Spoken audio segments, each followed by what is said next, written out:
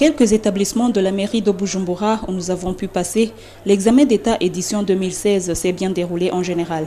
Au lycée du lac Tanganyika, c'est à 10 heures passées de 15 minutes que la ministre en charge de l'éducation, Dr Janvier Ndirahisha, qu'elle a débuté à distribuer les questionnaires aux lauréats.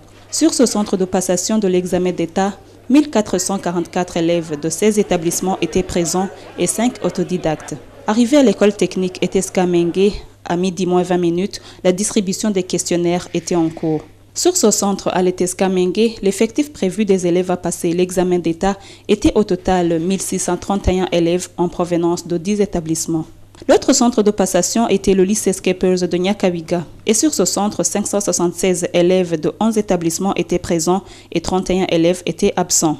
Le directeur du centre de passation nous a fait savoir que l'examen d'État a débuté à l'heure, c'est-à-dire à 9h30 minutes. Mais le problème qu'a connu en général ce centre de passation a été uniquement le manque des surveillants. Le ministre de l'Éducation a affirmé qu'il n'y a pas de nouveau en ce qui concerne la passation de l'épreuve, mais qu'il y a une étude qui est en train d'être menée en ce qui concerne la non-cooptation. Nous sommes en train d'étudier comment éliminer cette histoire de cooptation.